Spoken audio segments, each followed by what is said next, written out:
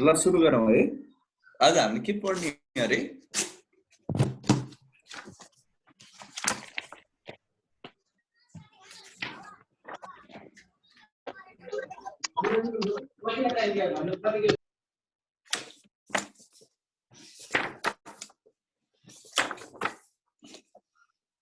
Sir यो open market transaction हुन्छ भने क्लोज मार्केट ट्रान्जेक्सन पनि हुन्छ।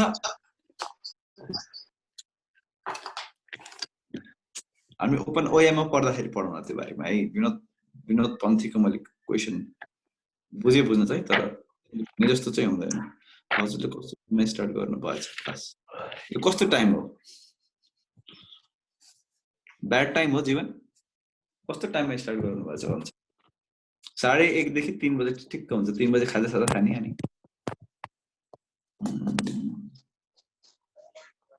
ए अस्ति त अस्ति म बिहान चाहिँ ठिक थिएन, अनि दिउँसो अलिक ठिक लागिसकेपछि फेरि तिम्रो टाइम भइहालोस् भनेर गरे। कति आएन छौ, कति आएछौ हैन। क्लास छुट्दैन। क्लास त कहाँ छुट्छ? क्लास चाहिँ युट्युब हेर्ने, यता गर्ने। क्लास पनि छुट्छ त आजले यस्तो टेक्नोलोजीको जमाना।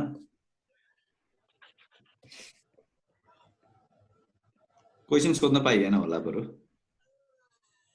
यो को हो? यो प्रथम भन्ने प्रथमको अनुहार बल्ल अलिअलि देखियो त, ग्याप भएको छ फेरि प्रथमको अनुहार।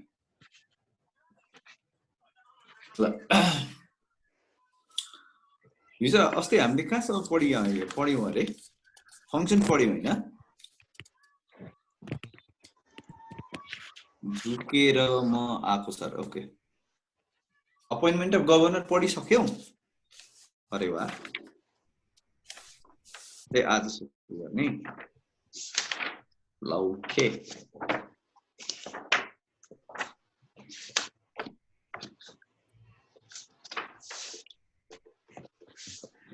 सेक्सन 15 कसैले चाहिँ पेज शेयर गरे भने एकदम बेस्ट है, सबैले हेर्न पाउँछन्। मेरो फेरि आँखा दुखिरहेछ आज, खै किन? त्यही भएर मैले स्क्रिनमा धेरै हेर्दिन है, तिमीहरूलाई हेर्दिन, म यसो यताउता हेर्छु है त। ल, अपोइन्टमेन्ट अफ गभर्नर सेक्सन 15, अनि त्यस पछाडि अर्को appointment of deputy governor section 16। त्यस पछाडि उनीहरुकै बारेमा उनीहरुको अपोइन्टमेन्ट कति समयको लागि हुने, उनीहरुको टेन्युर कति हुने हैन, उनीहरुको रिकमेन्डेसन कति हुने, त्यसको बारेमा चाहिँ सेक्सन 17, 18 र 19 मा एउटा सरले चाहिँ समष्टिगत रूपमा लेख्नु भएको छ। त्यो भयो। त्यस पश्चात, this is very important thing, त्यस पश्चात हामी चाहिँ क्वालिफिकेसन एन्ड डिस्क्वालिफिकेसनमा फोकस गर्छौं र अलमोस्ट मेरो विचारमा क्वालिफिकेसन डिस्क्वालिफिकेसनमा अलिकति समय पनि लाग्छ र यो क्लास सकिन्छ होला। Okay then let's start. Section 15 governor. नेपालमा गभर्नरको चयन हुने प्रक्रिया म यसो समरीमा भन्छु तिमीहरुलाई। कानुनले अब जस कानुनी शब्दहरु सबै छन् त्यो पढ्नु पर्छ। के छ भन्दाखेरि गभर्नर राष्ट्र बैंकमै काम गरिरहेको कर्मचारीलाई बनाउनु पर्छ भन्ने छैन है। फेरि सँगसँगै मैले डिप्युटी गभर्नरको बारेमा पनि भने, डिप्युटी गभर्नर फेरि राष्ट्र बैंकमा काम गरिरहेकै कर्मचारी बन्न पाउँछ है। ओके, सो गभर्नर चाहिँ बाहिरका व्यक्तिहरु पनि बन्न पाए, हुन सक्छ यो कुनै एउटा राम्रो कमर्सियल बैंकको सीईओ है, जस्तो नोबेल बैंकको सीईओ बन्न पाउँछ होला गभर्नर। सो बाहिर म्युट गर। So governor can be any person, either the employee of NRB or any person outside from the employees of NRB, right? But deputy governor should be the person who is employee of NRB, and NRB के employee to be special class, right? Special class officer भन्छ। special class officer भनेको मुख्य सचिव लेभलको, joint officer भन्दा joint secretary भन्दा माथिको लेभललाई चाहिँ स्पेशल क्लास अफिसर भन्छ। सो स्पेशल क्लास अफिसरको पोस्टमा चाहिँ एनआरबी मा काम गरिरहेको मान्छे चाहिँ तिम्रो डेपुटी गभर्नर बन्न पाउँछ, तर एनआरबी कै कर्मचारी हुनुपर्छ।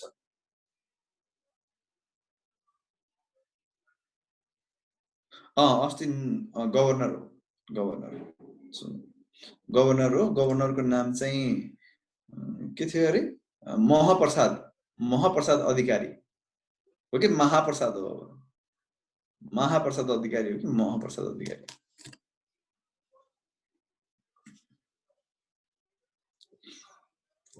है ल okay so starting with the governor को अपॉइंटमेंट डेप्युटी गभर्नरको अपॉइंटमेंट सबैको चाहिँ सरकारले नै गर्ने हो चाहे त्यो डाइरेक्टर्सको कुरा गरौँ गभर्नरको कुरा गरौँ डेप्युटी गभर्नरको कुरा गरौँ गभर्नमेन्ट विल अपॉइंट तर गभर्नमेन्टलाई त्यति धेरै आइडिया थाहा छैन नि त फिल्डमा को छन् व्यक्तिहरू को व्यक्ति राम्रो छ नराम्रो छ के छ गभर्नमेन्टले के गर्छ त भन्दाखेरि एउटा रिकमेन्डेसन कमिटी तयार गरिदिन्छ रिकमेन्डेसन कमिटी तयार गरिदिन्छ रिकमेन्डेसन कमिटी भने कस्तो हो त भन्दाखेरि हाम्रो चाहिँ वित्त मन्त्रालयको मन्त्री हैन वित्त मन्त्री भनौँ न वित्त मन्त्री चेयरपर्सन भएको अनि पूर्व गभर्नर भएको अनि कुनै एकजना चाहिँ रिनाउन्ड पर्सन जसले चाहिँ कमर्स ल फाइनान्स ब्याङ्किङ जानेको छ त्यस्तो तीनवटा व्यक्ति राखेर एउटा रिकमेन्डेसन कमिटी तयार गरिन्छ रिकमेन्डेसन कमिटीले के गर्छ त भन्दाखेरि तीनवटा नाम दिन्छ फेरि तीनवटा नाम है त्यो तीनवटा नामबाट एउटा नाम छान्ने चाहिँ सरकारको काम हो ओके सो गभर्नरको छनौट प्रक्रिया कस्तो हुने भयो त पहिले एउटा रिकमेन्डेसन कमिटी तयार गरियो रिकमेन्डेसन कमिटीले तीनवटा नाम दिने भयो तीनवटा नाम मध्ये एउटा नाम चाहिँ काउन्सिल अफ मिनिस्टर भन्छ मन्त्री परिषद भन्छ सरकारै भनेको थियो गभर्नमेन्ट काउन्सिल अफ मिनिस्टर भन्छ द्याट इज गभर्नमेन्ट सो गभर्नमेन्टले छान्छ तीनजना मध्येबाट एकजना एज अ गभर्नरको रूपमा सर कसलाई छान्छ के प्रक्रिया भन्ने कुरा चाहिँ सरकारको मन्त्री परिषदले नै डिसाइड गर्ने हो र नर्मली चाहिँ भित्रै पनि भोटिङ हुन्छ अब तीनजना मध्ये कसलाई चाहिँ हाइएस्ट भोट गर्छ त्यो व्यक्ति चाहिँ तिम्रो गभर्नरको रूपमा सेलेक्ट हुन्छ नाउ अब यहाँ के छ त भन्दाखेरि तिमीहरूले चाहिँ यो रिकमेन्डेसन कमिटी भुल्न भएन एउटा कुरा रिकमेन्डेसन कमिटी कस्तो कमिटी हो त यो पनि सरकारले नै बनाउँछ यो कमिटी कस्तो कमिटी हो त जसले ब्याङ्किङ जानेको हैन कमर्स जानेको इकोनोमिक्स जानेको क्वालिफाइड व्यक्तिलाई तीनवटा व्यक्तिको नाम दिन्छ क्वालिफाइड व्यक्तिलाई गभर्नरको रूपमा छान्नको लागि नेम रिकमेन्ड गरिदिने कमिटी चाहिँ हाम्रो रिकमेन्डेसन कमिटी भयो यसमा सरकारले पनि छान्नलाई त रिसर्च त गर्नु पर्यो रिसर्च गर्नलाई एउटा विङ त बनाउनु पर्यो नि त रिसर्च विङको नाम हो recommendation committee okay so recommendation कमिटीले नाम सजेस्ट गरिसकेपछि त्यसबाट तीनजना मध्ये एकजना छान्न त गाह्रो कुरो भयो है त अनि यहाँ के छ भन्दाखेरि दुईटा कुरा छन् भ्याकेन्सी एउटा हुन्छ नर्मल भ्याकेन्सी भनेको with the expiry of time जस्तो पूर्व गभर्नर हुनुहुन्थ्यो किन भन्दा तिमीले ख्याल गर गभर्नरको चाहिँ म्याक्सिमम टेन्युर भनेको 10 वर्षको हुन्छ है 10 वर्षको हुन्छ म्याक्सिमम टेन्युर सबै जोडेर पहिलोचोटि अपॉइन्ट हुँदा 5 वर्ष फेरि रिइलेक्ट भयो भने अर्को 5 वर्ष थपेर टोटल उसले सेवा गर्न सक्ने भनेको त्यो अमेरिकाको प्रेसिडेन्ट जस्तो नेपालको गभर्नरले पनि 10 वर्ष म्याक्सिमम 10 वर्ष सेवा गर्न सक्छ सो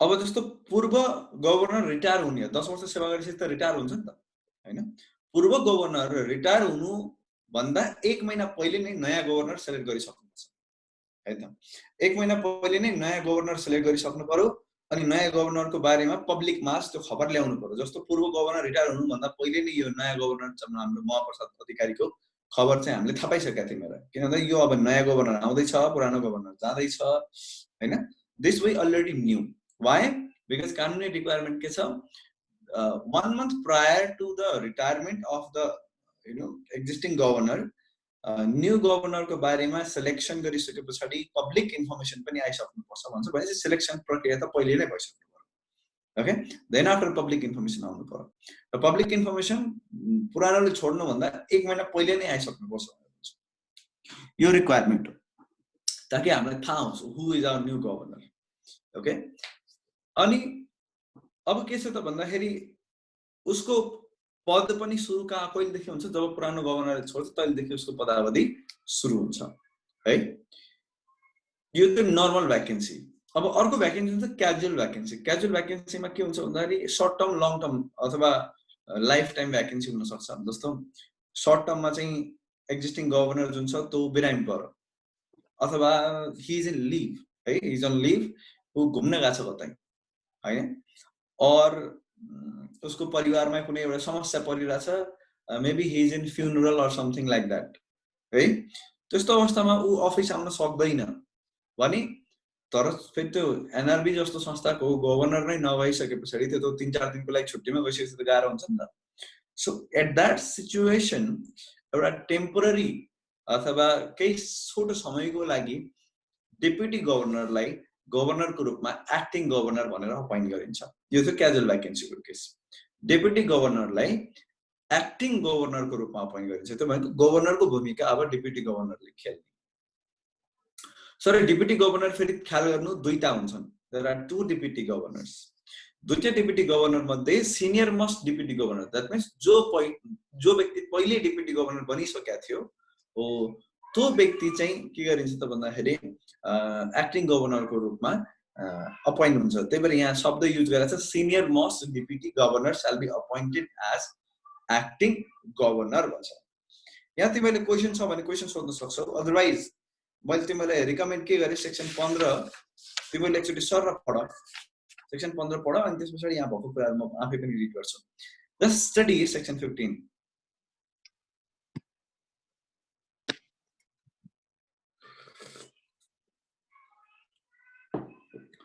होइन दुईटा डेप्युटी गभर्नर सँगै हुने कहाँ हुन्छ त?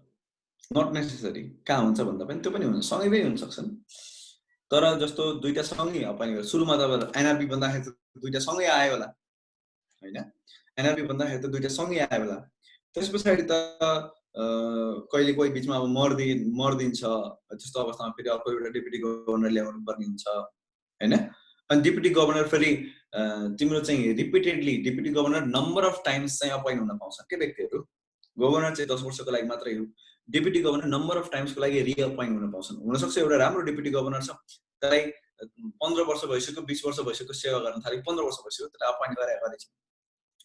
अनि अर्को डेप्युटी गभर्नर थियो, त्यसले राम्रोसँग काम गरेन, त्यही भएर इमिडिएटली नेक्स्ट टिनियर सकिसकेपछि नयाँ डेप्युटी गभर्नर आयो हैन। अर्को व्यक्ति भन्छ पुरानो डेप्युटी गभर्नर रिअपोइन्ट भइरहेछ, हि इज द सिनियर, अनि नयाँ आउने जुनियर भयो है। त्यसरी बुझ्यो होला अहिले त सबैजना?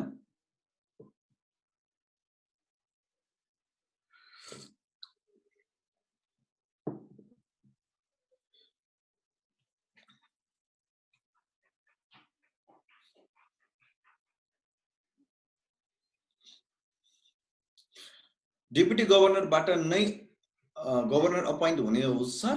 होइन, इट इज नट नेसेसरी। यसले के भन्छ, विभिन्न फिल्डका व्यक्तिहरू र डेप्युटी गभर्नरहरू पनि पर्छन् भनेर भन्छ है। बाहिरका विभिन्न फिल्डका व्यक्तिहरू पनि पर्ने भए प्लस डेप्युटी गभर्नरहरू पनि पर्ने भए भने डेप्युटी गभर्नरबाट पनि आउन सक्छ, तर डेप्युटी गभर्नरबाट नै आउनुपर्छ भने होइन है त। ओके,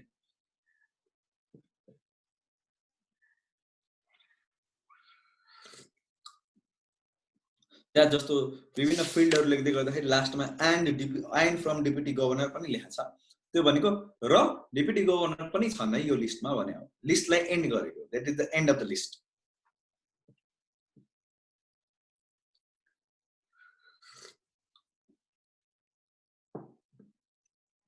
सिक्सटिन 3 मा पुगिसक्यौ?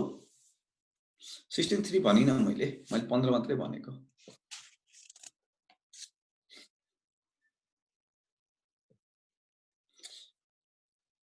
फिल्ड अफ मोनिटरी भनेको जस्तो जसले इकोनोमिक्स मात्रै नपढेर म्याक्रो लेभलमा चाहिँ मनीसँग रिलेटेड सब्जेक्ट पढेर पिएचडी गरेको छ हैन, प्रोफेसर बनेको छ संस्थामा, इकोनोमिक्स मात्रै पढाउने मात्रै सिस्टम छैन त, फाइनान्स छ हैन, अनि मनी छ, मनी मार्केट छ, यस्तो कुराहरू पढेर जसले पिएचडी गरेको छ त्यस्तो फिल्डलाई चाहिँ मोनिटरी फिल्ड भने फेरि ब्याङ्किङ भित्र पनि विभिन्न डिपार्टमेन्ट अनुसार चाहिँ मोनिटरी फिल्ड भन्ने पनि हुन्छ। एनआरबीमा आफै त मोनिटरी फिल्ड छ, मोनिटरी डिपार्टमेन्ट छ अलग हैन। अब त्योभन्दा बाहिर चाहिँ जस्तो के हुनसक्छ त भन्दाखेरि ब्याङ्किङ सेक्टरमा काम गर्ने त भइहाल्यो, त्योभन्दा बाहिर नेपालमा चाहिँ त्यस्तो मोनिटरी फिल्डमा काम गर्ने चाहिँ मैले त्यस्तो थाहा पाउँदिनँ होइन।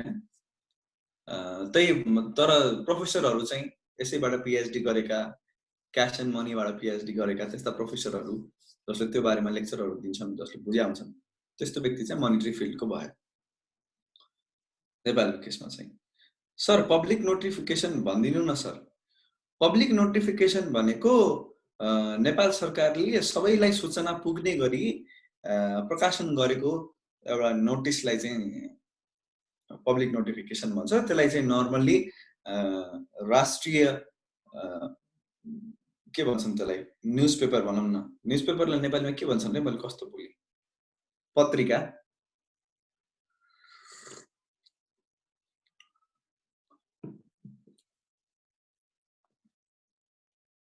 अभियसली नेपाल ग्याजेट, नेपालले नोटिफिकेसन जहिले नेपाल ग्याजेटमा इस्यु गर्छ है।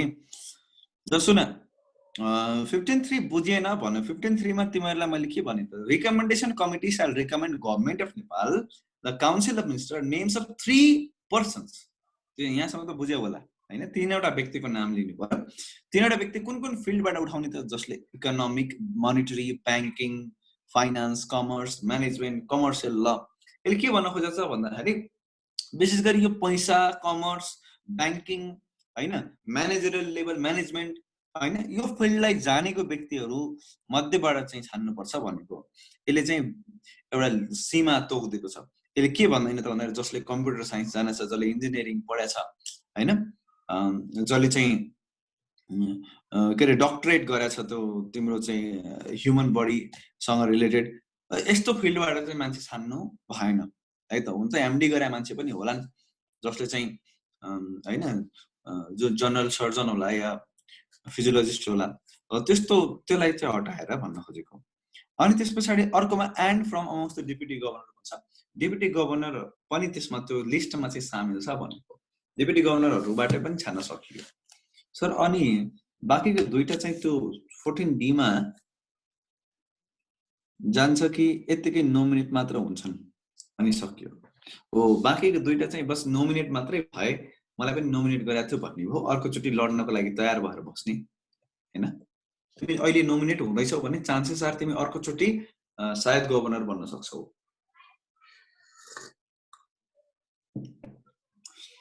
एक्सपिरियन्स नभइकन हुँदैन है। एक्सपिरियन्सको कुरा हामी क्वालिफिकेसन भन्ने टपिक छ सेक्सन 20 मा। विदाउट एक्सपिरियन्स, तर तिमीलाई कुन फिल्डको एक्सपिरियन्स भन्ने हुन्छ। जस्तो तिमी युनिभर्सिटीको प्रोफेसर हौ भने पनि ठिक छ।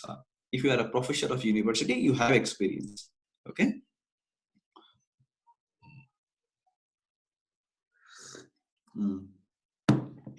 एजको कुरा लेखेको छैन, त्यसलाई अन्यत्रै समेट्छ। त्यसमा चाहिँ अहिले चाहिँ एज चाहिँ लेबर ल अनुसार पनि 58 वर्ष छ। त्यही भएर म्याक्सिमम एज भनेको 58 वर्ष, मिनिमम एज तोकेको छ। 58 वर्षमा चाहिँ रिटायर हुनुपर्छ।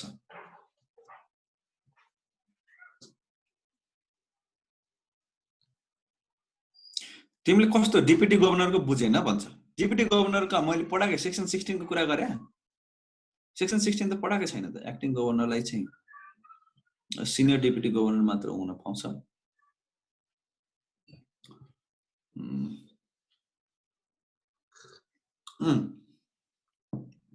एक्टिङ गभर्नर चाहिँ directly automatic senior deputy governor appoint हुने हो। अटोमेटिक जो अलि पुरानो छ त्यही अपोइन्ट हुन्छ।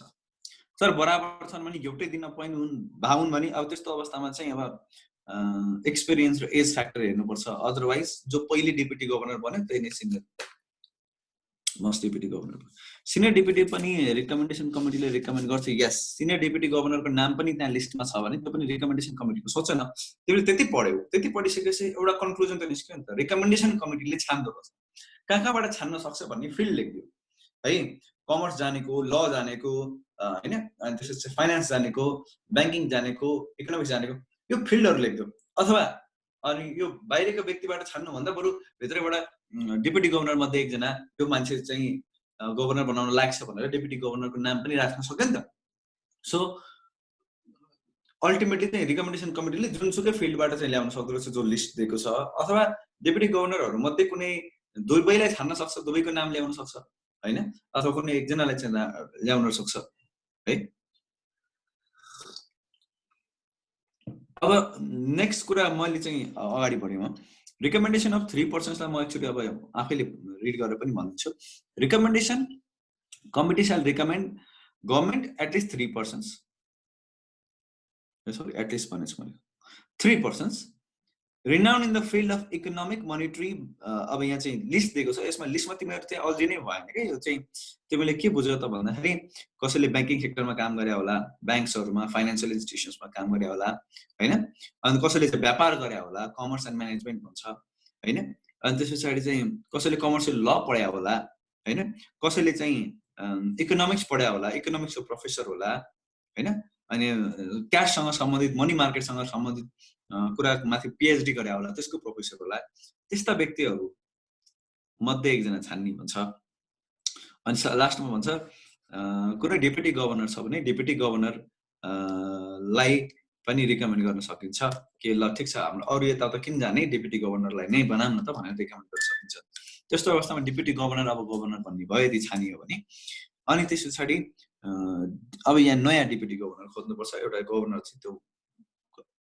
आफै सिलेक्ट गर्छ केही एलिजिबल भयो अप्लाई गर्ने जस्तो केही हुन्न भनेपछि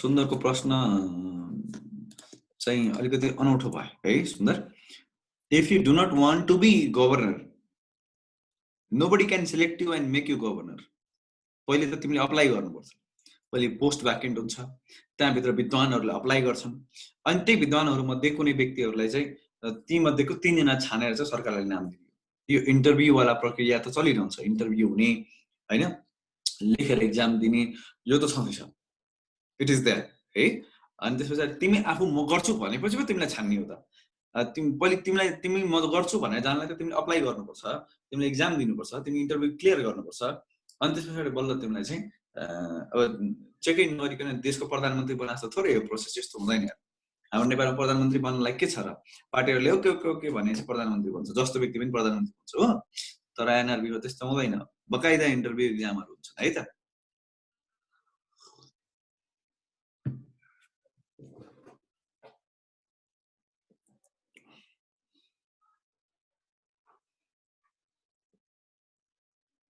अहिले नयाँ अपोइन्ट भएको गभर्नर सीए मात्र हुन्छन् कि अरु पनि हुन पाउँछन् कस्तो भने सीए मात्र गभर्नर त कहाँ लेखेछ र तिमीले क्वालिफिकेसन पढ्न नि त्यो भन्दा यता त जानै पर्दैन सीए ले पुग्दैन गभर्नर बन्नलाई है if you are just a CA you cannot be governor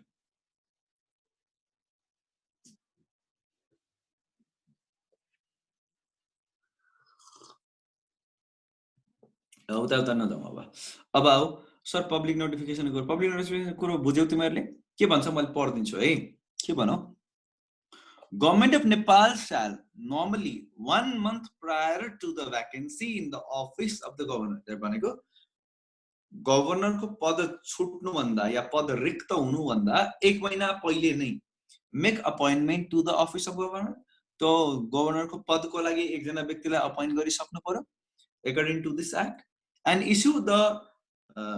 issue and transmit public notice of such appointment जो त्यो व्यक्ति छानिएको छ भन्ने कुरालाई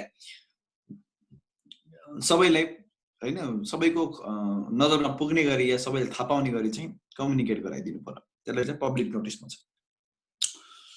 अब अनि त्यसपछि अर्को एक्टिङ गभर्नरको कुरा गर्दाखेरि सिनियर मोस्ट डेपुटी गभर्नरलाई सरकारले नै एक्टिङ गभर्नरको रूपमा छान्छ कति बेला त भन्दाखेरि where governor dies or resigns temporary सीजहरु हैन falls sick goes on leave is unable to discharge his duty due to any reason or accident भयो केही भयो हैन आउन सकेन काम गर्न सकेन भने या पागल भयो हैन अनि यस्तो अवस्थामा यस्तो खालको भ्याकेन्सीलाई क्याजुअल भ्याकेन्सी भन्छ which was unexpected जहिले पनि खाली गर्ने क्याजुअल भ्याकेन्सीको केसमा के हुन्छ हामी अर्जेन्ट बेसिसमा हामी चाहिँ के गर्छौं त भन्दाखेरि एउटा टेम्परेरी सोलुसन खोज्छौं टेम्परेरी जहिले पनि यही हुन्छ तिमीले अकस्मात के जस्तो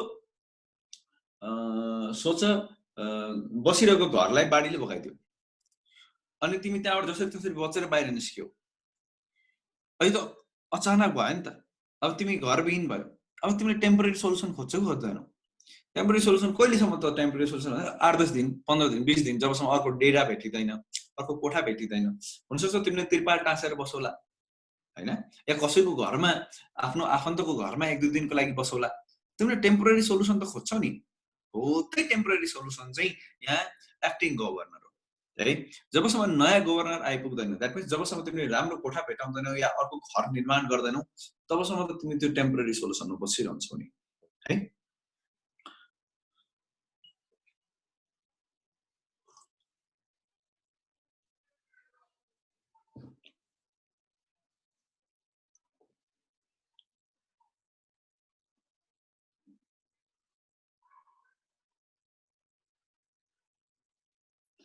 के भन्छ senior deputy governor, senior deputy from among deputy governor हैन हो, करेक्ट हो, बिल्कुल एनोनिमसले भनेको कुरा ठिक छ।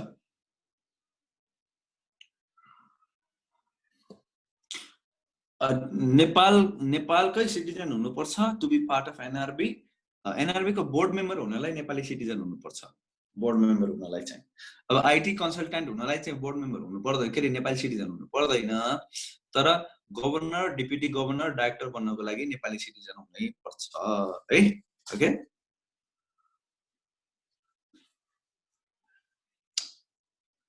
Means there are more than one deputy governor. के भयो तिमीहरूलाई अचम्म पर्छु म त। There are two deputy governor. अस्तिको पढ्या भए पो याद हुन्छ त। कम्पोजिसन खै पढेको याद गरेन। कम्पोजिसनमा हामीले पढेछौँ त, दुईटा डेपुटी गभर्नर हुन्छ, एउटा गभर्नर हुन्छ, अरु 3 जना डाइरेक्टर हुन्छन्, एउटा वित्त मन्त्रालयको सेक्रेटरी पनि हुन्छ, यसरी 7 जनाको बोर्ड मेम्बर बन्छ। त्यति नै हुने हो, त्योभन्दा धेरै हुँदैन। डेपुटी गभर्नर जहिले दुईटा मात्रै हुन्छ, गभर्नर जहिले एउटा मात्रै हुन्छ है। 2-4 वटा गभर्नर, 2-4 वटा डेपुटी गभर्नर त्यस्तो हुँदैन है त। फिक्स छ, फिक्स नम्बर। रिभाइज गर न, तिमीहरूले के गर्छौ अचम्म छ। अपोइन्टमेन्ट अफ डेपुटी गभर्नर, अब म त्यहाँ गएँ। डेपुटी गभर्नर फेरि कसले अपोइन्ट गर्ने? सरकारले नै अपोइन्ट गर्ने। तर यहाँ फेरि सरकारले बनाएको रिकमेन्डेसन कमिटी चाहिँदैन, यहाँ गभर्नरले चाहिँ सिलेक्ट गर्छ। गभर्नरले भन्छ मलाई यस्ता यस्ता मान्छे चाहिन्छन्, यी अनुहार गरेका मान्छेहरू राम्रा छन् भनेर आफै त्यही राष्ट्र ब्याङ्कभित्र काम गर्ने हैन, मुख्य सचिव लेभलमा ठुलै पदमा काम गर्ने भनौँ न। यहाँ तिमीहरूलाई मैले हुन्छ, तिमीहरूले फेरि निजामती कर्मचारी ऐन अन्तर्गत तिमीहरूले पढ्नुपर्छ कस्ता कस्ता क्लासका कर्मचारीहरू छन् भनेर। त्यतातिर म गइनँ। अहिले तिमीहरूलाई चाहिँ सजिलोको लागि स्पेशल क्लास मात्रै के हो भनिदिन्छु। स्पेशल क्लास भनेको एउटा चाहिँ तिमीहरूले अधिकृत भन्दा धेरै माथि हैन सचिव पर्छ, सचिव भन्दा पनि माथि तिम्रो चाहिँ मुख्य सचिव पर्छ। त्यो मुख्य सचिव लेभलको अफिसरलाई चाहिँ स्पेशल क्लास अफिसर भनिन्छ है। ओके, सो अब यहाँ चाहिँ डेपुटी गभर्नर को बन्न पाउँछ त भन्दाखेरि एनआरबीकै कर्मचारी जो त्यो स्पेशल क्लास अफिसरको रूपमा काम गरिरहेछ हो। ती कर्मचारीहरू मध्ये, यहाँ त विभिन्न डिपार्टमेन्टका कर्मचारी होलान्, हो ती कर्मचारीहरू मध्ये को बन्ने त भनेर गभर्नरले नै छान्ने हो। छानेर अल्टिमेटली गभर्नरले अपोइन्ट त गर्दैन। गभर्नरले दुईटा नाम, जस्तो एउटा पद खाली छ भने दुईटा नाम दिन्छ, दुईटा नामबाट एउटा नाम चाहिँ सरकारले सिलेक्ट गर्ने काम गर्छ। अब दुईटै पद खाली छन् भने 4 वटा नाम दिने भयो, 4 वटाबाट चाहिँ दुईटा नाम चाहिँ सरकारले सिलेक्ट गरेर अपोइन्ट गरिदिन्छ। तर नेम रिकमेन्ड गर्ने काम चाहिँ कसको रहेछ त भन्दाखेरि गभर्नरको रहेछ है त। भनेपछि डेपुटी गभर्नर छान्नलाई तिम्रो रिलेसन, आफूलाई डेपुटी गभर्नर बनाउनको लागि तिम्रो गभर्नरसँगको रिलेसन बडा राम्रो हुनुपर्छ। राम्रो छैन रिलेसन भने फेरि बिग्रियो है। गभर्नरलाई गाली गर्दै हिँड्यो भने तिमी डेपुटी गभर्नर बन्ने चान्सेस कम छ है त। ओके, सो त्यहाँ रिलेसन चाहिँ मेन्टेन गर्नुपर्छ। You must be the employee of that organization first. अब क्वेसन के छ भन्दाखेरि सर म पहिले सचिव लेभलमा काम गरिरहेको थिएँ, मुख्य सचिव लेभलमा, अनि मलाई डेपुटी गभर्नर बनाइयो। अब मैले त्यो सचिव लेभलको अफिसरको रूपमा काम गरे हुन्छ कि गभर्नरको डेपुटी गभर्नरको रूपमा काम गरे हुन्छ त भन्दाखेरि, अब तिमी जब तिमीलाई चाहिँ तिम्रो सचिव लेभल या मुख्य सचिव लेभलबाट हटाएर डेपुटी गभर्नर बनाइन्छ, तिमीले त्यो सचिवको पद अलरेडी छोडेको मानिन्छ, तिमीले त्यो अफिस छोडेको मानिन्छ, अनि तिमीलाई डेपुटी गभर्नर बनाइएको मानिन्छ। You cannot hold 2 position at once. तिमी डेपुटी गभर्नर पनि बन्ने अनि त्यस पछाडि चाहिँ चिफ सेक्रेटरी पनि बन्ने, यस्तो अलाउड छैन। तिमी कर्मचारी होइन, अब तिमी को हो त भन्दाखेरि बोर्डको मेम्बर हो है। When you are member of the board you should leave your post है त। तिम्रो जुन चाहिँ सचिव लेभलको पोस्ट थियो त्यसलाई तिमीले छोडेको हुनु पर्यो है। त्यही कुरा चाहिँ यहाँ गर्छ सेक्सन 16 मा यसो हेर्दाखेरि तिमीले त्यो भेटाउन सक्छौ। जस्तो मैले सबभन्दा माथि पढेँ, government of Nepal, the council of minister on the recommendation of governor, ख्याल गर्ने अन्डरलाइन गर, on the recommendation of governor shall appoint deputy governor है। गभर्नर रिकमेन्ड गर्छ र डिप्युटी गभर्नर त्यहाँबाट अपोइन्ट हुन्छ। Now number and basis of recommending deputy governor, deputy governor चाहिँ कतिवटा रिकमेन्ड गर्ने त? Governor shall while making recommendation of appointment of the deputy governor recommend names, कसरी लेखेको छ कानुनले चट्ट मिठो भाषामा लेखेको छ, रिकमेन्ड नेम्स, उसले रिकमेन्ड गर्नु पर्यो डबल इन द नम्बर भन्छ। त्यो भने के त भन्दाखेरि, अब पुरा पढ्छु मैले, double in the number of post following vacant है, पदहरू जति खाली छन् त्यसको ठिक डबल संख्यामा चाहिँ नाम रिकमेन्ड गर्नु पर्यो। अब टोटल पोस्ट कतिवटा छन् त्यहाँ? 2टा, कहिले एउटा खाली होला कहिले 2टै खाली होला है। एउटा खाली हुँदाखेरि 2टा नाम दिनु पर्यो, 2टा खाली हुँदाखेरि post double in the number of the post following vacant भनेको जतिवटा खाली छ त्यसको ठिक डबल नम्बरमा चाहिँ नाम रिकमेन्ड गर्नु पर्यो है। अनि कसको को चाहिँ रिकमेन्ड गर्ने त भन्दा amongst the special class officer of NRB, एनआरबीमै काम गर्ने, त्यसको आधारमा रिकमेन्ड गर्ने छ on the basis of their performance and capability हैन। तिनीहरूले कसरी काम गर्छन्, कति इफिसियन्ट छन्, क्यापेसिटी छ कि छैन काम गर्ने, दक्षता हेर्ने, योग्यता हेर्ने, अनि त्यस पछाडि चाहिँ तिनीहरूको नाम सिलेक्सनको लागि पठाउने भन्छ। अनि त्यसैगरी deemed retirement from the service of bank, मैले अघि भनिसकेँ। अब तिमी डिप्युटी गभर्नर भइसके पछाडि तिमीले त्यो सेक्रेटरी पद चाहिँ छोडेको हुनुपर्छ अथवा छोडेको मानिन्छ। डिम्ड रिटायरमेन्ट भनेको you have left as a post of chief secretary in that organisation है, you are now deputy governor okay. At a time you cannot hold 2 post हो। यही कुरा यहाँ गरेको छ, तल क्वेसन छ, त्यो क्वेसन तिमीहरूले पढ। If somebody can share the screen, please share the screen. म चाहिँ रिकमेन्ड के गर्छु, यो क्वेसन अहिले पढ, बडा इजी क्वेसन छ। But still if you have any doubt on this question, then we'll solve it. Otherwise we can move, but I'll give you 2 minutes of this time.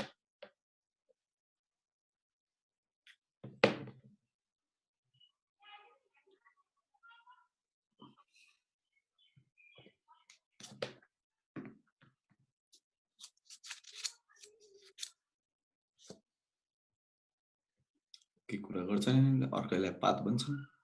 ठ्याक्कै सेसन पनि सक्यो। हामी चाहिँ अब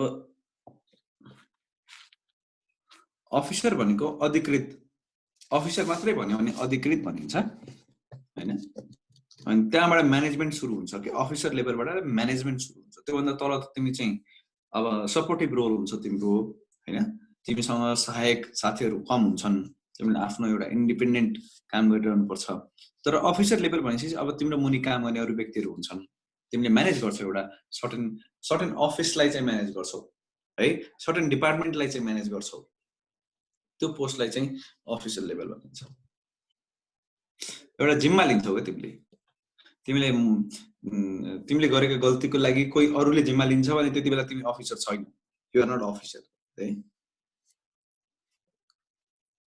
जस्तो अफिसका आर्टिकलहरू, काम गर्ने कर्मचारीहरू हैन, तिनीहरू चाहिँ अफिसर भएनन्, जस्ट दे आर इम्प्लोइ। ब्याङ्कका एमटीहरू, जेओहरू,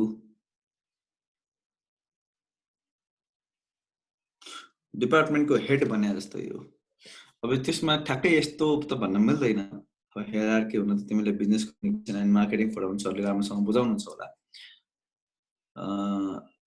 समटाइम इट ह्यापन्स लाइक, जस्तो मैले मेरो अर्गनाइजेसन जहाँ चाहिँ मैले काम गर्थेँ त्यहाँ आई वाज जुनियर म्यानेजर है। क्वेसन इज मलाई जब when I just cleared my CA, immediately मैले चाहिँ फ्रेस एउटा CA को रूपमा मैले काम गर्दाखेरि I was appointed as a junior manager in that organization. Still that organization was multinational organization. नेपालमा त्यत्रो लेभलको अर्गनाइजेसनै छैन भनौँ न एक किसिमले। बीपी लेभलमा हामी कामै गर्दैनौँ। त्यो ठुलो पनि मलाई पोस्ट दिँदाखेरि चाहिँ हामीभन्दा तल सबअर्डिनेट्स पनि हुन्थे हैन। त्यहाँ चाहिँ जस्तो लेभलिङ गरिन्छ के, फेरि जेओ जुनियर जेएम भनेको चाहिँ 18 नम्बर हैन, त्योभन्दा माथि चाहिँ एएम 19 नम्बर, त्योभन्दा माथि चाहिँ म्यानेजर 20 नम्बर, त्योभन्दा माथि चाहिँ 21-22 भएर म्याक्सिमम 24 सम्म एउटा डिपार्टमेन्ट के अरे एउटा अर्गनाइजेसनमा चाहिँ 24 नम्बरको भनेको टप लेभलका बोर्ड मेम्बर्सहरू भए है, ओके, डाइरेक्टर्सहरू भए। अनि अब के थियो भन्दाखेरि मभन्दा मुनि अब 15 देखि सुरु 14 देखि सुरु हुन्थ्यो उनीहरूको 14, 15, 16, 17 अनि 18 मा म पढ्थेँ। अनि मेरो मुनि चाहिँ अब काम गर्ने 14 देखि 17 सम्मका व्यक्तिहरूले मेरो मुनि काम गर्थे हैन। I use to manage them. Question के छ त भन्दाखेरि तर 17 मा जुन व्यक्तिहरूले काम गर्छन् 17th पोस्टमा, तर उनको मुनि फेरि 14-15 ले काम गर्दैन थियो बिकज 17 वाला आफै बिचरा स्ट्रगल गरेर आउँथे सिक्नलाई गर्न। तिनीहरूसँग म्यानेजरियल स्किल चाहिँ कम हुन्छ हैन। अनि त्यसपछि फेरि मलाई म्यानेज कसले गरेर आउँथ्यो त भन्दाखेरि एएमले म्यानेज गरेर आउँथ्यो 19 ले। अब एएमले कसले म्यानेज गरेर आउँथ्यो? हाम्रो आफ्नो होल टिमको म्यानेजर हुन्छ फेरि है। एएम त साथी जस्तै भयो तर उसले म्यानेजरलाई रिपोर्ट गर्ने हो, हामीले पनि म्यानेजरलाई रिपोर्ट गर्छौँ। तर फेरि एउटा इन्क्लिनेसन हुन्छ नि, एकदमै त्यो म्यानेजर जस्तै त भएन, ऊ साथी जस्तो पनि भयो तर सिनियर पनि भयो के। त्यसलाई चाहिँ एएम भनिन्छ। अब के भन्नु हो मैले, तिम्रो जुन सवाल छ नि सर यो चाहिँ अफिसर लेभल भनेको म्यानेज गरेर बस्ने हो अफिसलाई एउटा डिपार्टमेन्ट, त्यस्तो पनि होइन। इट इज नट नेसेसरी है। In our case I was not officer है। I was just working just like officer but I was not given the sole responsibility. त्यो कारणले गर्दाखेरि मैले त आफूलाई त्यति बेला चाहिँ अफिसर भनिनँ। नेक्स्ट आफ्टर द्याट केही 1 वर्ष जति लाग्यो मलाई अफिसरमा पुग्नलाई। अनि त्यो अब त्यस्तै कुराहरू छन्। अब त्यही भएर यो प्र्याक्टिकल कुराहरूलाई यताउता अर्गनाइजेसन बेसिसमा चाहिँ हेर्नुपर्छ। नेपाल सरकारको केसमा चाहिँ अफिसर भनिसके पछाडि एउटा अफिसलाई एउटा विभाग भन्दा पनि त्यो विभागभित्र पनि थुप्रै अफिसर हुन्छन्। त्यो अफिसरमध्ये एउटा अफिस हेरेर बस्ने। जस्तो तिमीलाई मैले इक्जाम्पल दिउँ, सरकारी विभागहरूमा के हुन्छ त भन्दा थुप्रै इलाकाहरू अनुसार चाहिँ फाइलहरू तयार हुन्छ। जस्तो एउटा वार्डको लागि एउटा अफिसर तयार गरिन्छ भने त्यो वार्डभित्रका घटनाहरू उसले हेर्छ, त्यो वार्डभित्रका रिक्वायरमेन्टहरू उसले हेर्छ भनेपछि एउटा वार्डको जिम्मा लियो उसले, पुरै विभागको जिम्मा ल्याएको छ। विभाग त ठुलो कुरा भइहाल्यो है।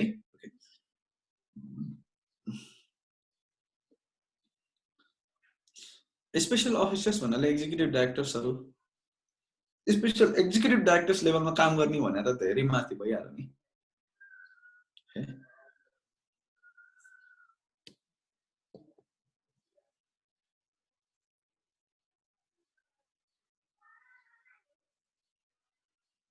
सर नयाँ डेपुटी गभर्नरको लागि रिकमेन्डेसन पुरानो गभर्नरले गर्ने, पुरानो गभर्नरले त्यहाँ कमिटी रिकमेन्डेसन कमिटीमा को छन् तिनीहरूले गर्ने हो नि। रिकमेन्डेसन कमिटीमा को छन्? वित्त मन्त्री छ, पुरानो गभर्नर छ, अनि त्यसै एकजना सरकारले नै अपोइन्ट गरेको एकजना ज्ञानी मान्छे छ।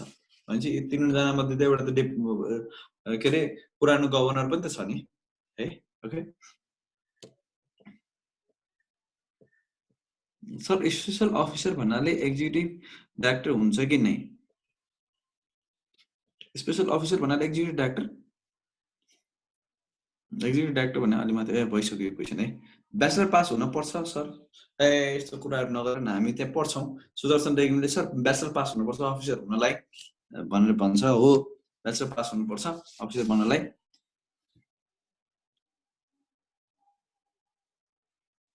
हो, अर्थमन्त्रीको नजिक टिनेर दिएको छैन त सर, मैले भनिसकेको नि टिनेर त। मैले अघि तिमीलाई भनेन 5-5 वर्ष हुन्छ टिनेर भनेर।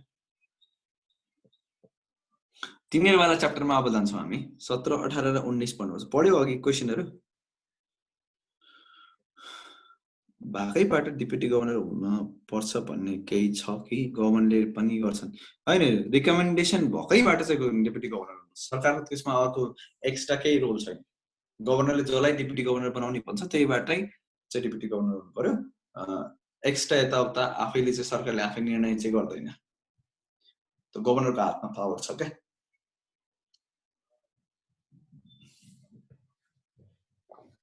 ओके,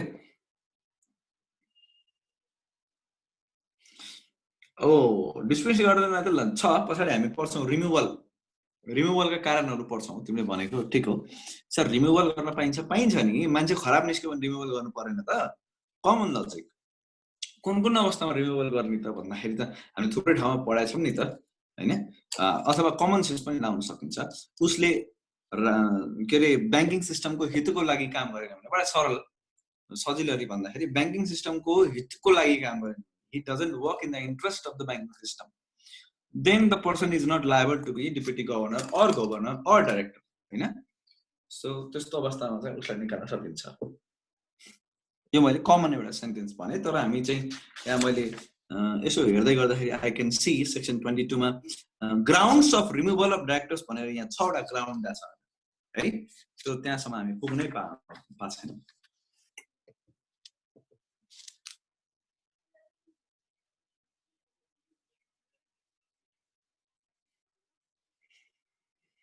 क्लोज रिलेटिभहरू पाउँछन् पाउँदैनन्? क्लोज रिलेटिभको बारेमा त्यस्तो केही पनि छैन चर्चा है। मान्छे इफिसियन्ट हुनु पर्यो हैन, फेरि यतिकै जो पाए त्यसलाई पनि रिकमेन्ड गर्दैनन्। त्यहाँ छ एउटै सिटमा 4 जना व्यक्ति छन्, तर एकजना व्यक्ति मेरो नजिकको हो भने मैले मेरो नजिकको मान्छेलाई सेलेक्ट गरिहाल्छु। त्यो कमन पोइन्ट भयो है। 4 जना व्यक्ति छन्, उस्तै लेभलका छन्, होला एउटा कमजोर होला, मैले कम्पेरिटिभली अर्को, तर फेरि मैले त्यो कमजोरलाई सेलेक्ट गर्न सक्छु डिपेन्डिङ अपन ऊ मेरो कतिको नजिक छ, उसँग म कति कम्फोर्टेबल छु काम गर्नलाई हैन। किनभने त्यो कमजोर भए पनि त्यसलाई सिकाउन सकिन्छ नि त। डिप्युटी गभर्नर भनेको बिल्कुलै अब त गभर्नर जस्तो पुरा सोल्ली रेस्पोन्सिबिलिटी लिएर काम गर्ने व्यक्ति त होइन हैन। त्यो कारणले गर्दाखेरि ल अगाडि बढौँ। सेक्सन 17, 18 र 19। अब यहाँ चाहिँ टेन्योर, अपोइन्टमेन्ट र रिम्युनरेसनको कुरा गरेछ। जस्तो हामीले गभर्नर र डेपुटी गभर्नर कसरी छानिन्छ कुरा गरेको हो। अनि त्यो अर्को एउटा व्यक्ति थियो वित्त मन्त्रालयको सचिव। ओके, वित्त मन्त्रालयको सचिव चाहिँ अब जो सचिव छ त्यो अटोमेटिकली यो कमिटीको मेम्बर हुने भयो, त्यही भएर त्यसको अपोइन्टमेन्टको कुरै भएन है। हुएभर इज द सचिव, he is automatically member of this NRB है, एनआरबी को बोर्ड। अनि त्यस पछाडि अब बाँकी रह्यो 3 वटा डाइरेक्टर जसलाई सरकारले अपोइन्ट गर्छ भनेर भनेको थियो। अब त्यो 3 वटा डाइरेक्टर चाहिँ कस्तो हुनु पर्यो त भन्दा त्यही फिल्डबाट रिनाउन्ड पर्सन हुनु पर्यो हैन। रिनाउन्ड पर्सन भनेको के त, जसले जिन्दगीमा केही अचिभ गरेको छ, बा पढिराख्ने मान्छे होइन कि he is known to the society for his contribution, त्यस्तो व्यक्तिलाई रिनाउन्ड भन्छ। रिनाउन्ड हुन कस्तो हो त, पढे लेखेर पिएचडी पास गरेको त्यस्तो होइन रिनाउन्ड। पिएचडी गरिसकेपछि के गर्यो त्यसमा डिपेन्ड गर्छ, उसले आफ्नो फिल्डमा के कन्ट्रिब्युसन गरेछ, उसको सोशल रिकग्निसन कस्तो छ हैन, ऊ कस्तो क्यारेक्टरको मान्छे हो है। त्यस्तो खालको व्यक्तिलाई चाहिँ हामीले के गर्छौँ त भन्दाखेरि डाइरेक्टरको रूपमा अपोइन्ट गर्छौँ। 3 जना डाइरेक्टर जुन चाहिँ छ 7 जना मध्येको त्यो चाहिँ यहाँ लेखिदिएको छ। Now the question is sir tenure of directors. यहाँ डाइरेक्टर भनेपछि तिमीले के बुझ्नु भन्दाखेरि डाइरेक्टर भनेपछि त्यो 3 जना मात्रै होइन, एभ्रीबडी इज डाइरेक्टर है, including governor, deputy governor, secretary from the finance ministry, everybody is director. There are 7 directors in the board, okay, but they have different posts in the organization. Governor, deputy governor, ये post हो एक किसिमले है। okay, so we have 7 directors, right?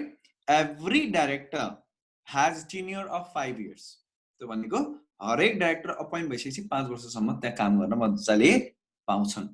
तर governor को रिअपोइन्टमेन्ट tenure सकिसकेपछि जुन रिअपोइन्ट हुन्छ नि, फेरि अर्को कति समयको लागि अपोइन्ट हुन्छ भन्दा अर्को एउटा टेन्योरको लागि अपोइन्ट हुन्छ भनेको नेक्स्ट 5 इयर्सको लागि रिअपोइन्टमेन्ट हुन सक्छ गभर्नर।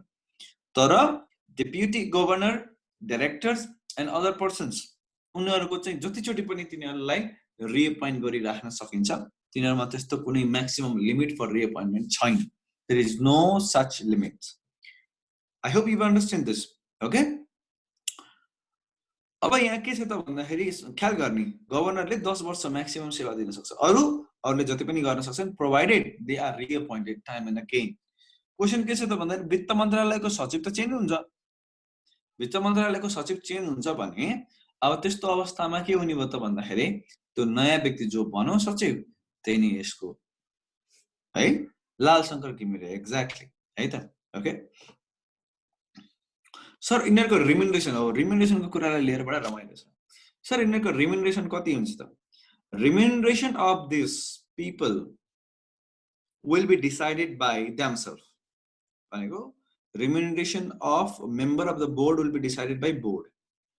डाइरेक्टरहरूले गभर्नरले यिनीहरूले मिलेर चाहिँ कसको रिम्युनरेसन कति हुने। तर यहाँ पनि फेरि किनकि यो सरकारी संस्था हो त्यही भएर गभर्नमेन्टको इन्टरभेन्सन हुन्छ, यिनीहरूको प्रोप्राइटी अडिट हुन्छ, यिनीहरू जथाभावी रिम्युनरेसन लगाएका छन् कि छैनन् भन्ने कुराको चेक हुन्छ। अनि गभर्नमेन्टले योसँग सम्बन्धित के छ त भन्दाखेरि अरू जति पनि कर्मचारीहरू छन् सरकारका अरू क्षेत्रका कर्मचारीहरू उनीहरूको कम्पेरिजनमा यिनीहरूले चाहिँ कति रिम्युनरेसन लगाएका छन् त्यसमा चाहिँ चेक गरेर एक किसिमले त्यहाँनिर कन्ट्रोल राखेको छ है। गभर्मेन्टले प्रोप्राइटी अडिट गर्छ। प्रोप्राइटी अडिट भनेको के त भन्दाखेरि तैँले यो संस्थाले आफ्नो सोचेर काम गरेका छस् कि जथाभावी काम गरेका छस् भनेर चेक गर। त्यसमा खर्चहरू पनि पर्छन्, खर्चमा रेमुनरेसन पनि पर्छ। रेमुनरेसन जथाभावी उठाउन त्यही भएर पाइँदैन है त। ओके,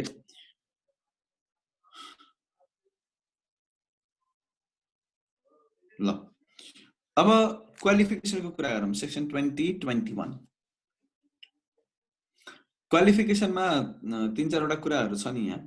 सबभन्दा पहिलो त तिमीले अघि भनिसकेको छ एकजनाले, सबभन्दा पहिलो क्वालिफिकेसनमा नेपाली सिटिजन हुनु पर्यो। एकजना एकदम आत्तेर क्वेसन गर्ने व्यक्ति को हो यो? सर डेप्युटी गभर्नर पनि 1 टर्मको लागि मात्र होइन र रिअपोइन्ट हुने भनेर भन्यो है। डेप्युटी गभर्नरको लागि त्यस्तो छैन। डेप्युटी गभर्नरको लागि त्यस्तो छैन है। ओके,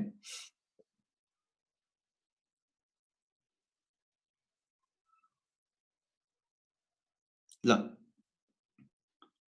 अब नेक्स्ट वान क्वालिफिकेसन अफ डाइरेक्टरमै जाउँ। अब नेपाली सिटिजन हुनुपर्छ। पहिलो त नेपाली नागरिक हुनु पर्यो। तिमीहरू सबै नेपाली नागरिक भएको नाताले you are to that extent. तर बी नम्बर पोइन्ट तिमीहरूमा बिल्कुल लागू हुँदैन र। यहाँ लेखाएको छ त्यो व्यक्ति हाई मोरल क्यारेक्टरको हुनुपर्छ भनेछ। पछि तिमीहरू यहाँबाट तिमीहरूको इनएलिजिबिलिटी सुरु भइसक्यो है। ओके, अब यसलाई सुधार्नु पर्यो। सी नम्बर चाहिँ यो हाई मोरल क्यारेक्टर भनेको के हो त भन्दाखेरि जसलाई सोसाइटीले राम्रो तरिकाले हेरेको छ, जसको बारेमा चाहिँ कहिले पनि नेगेटिभ रिमर्सहरू छैनन् अथवा केसेसहरू परेका छैनन् है। ओके, विथ हाई डिग्निटी त्यो व्यक्ति सोसाइटीमा बाँचिरहेछ त्यस्तो खालको, जसलाई गभर्नर भनेपछि चाहिँ हामीले पुरा मनभित्रबाट रेस्पेक्ट गर्छौँ नि, त्यो व्यक्ति कस्तो हुनु पर्यो? रेस्पेक्ट वर्दी हुनु पर्यो है। ओके, अब जस्तो तिम्रो महराले एउटा काण्ड गरे, अब त्यस पछाडि महरालाई तिमीले अर्थमन्त्री बनाऊ या गृहमन्त्री बनाऊ जेसुकै बनाऊ, will you respect him? No. Okay, हैन भनेपछि एउटा रेस्पेक्टेबल व्यक्ति चाहिँ त्यो पदमा हुनुपर्छ जो पदलाई हामी रेस्पेक्ट गर्छौँ। ओके, राष्ट्र प्रधानमन्त्रीको पद भनेको बिल्कुल पदलाई रेस्पेक्ट गर्छौँ नि त, तर पदमा जाने व्यक्ति पनि त रेस्पेक्टेबल हुनु पर्यो नि। ओके, हैन त्यो कारणले गर्दाखेरि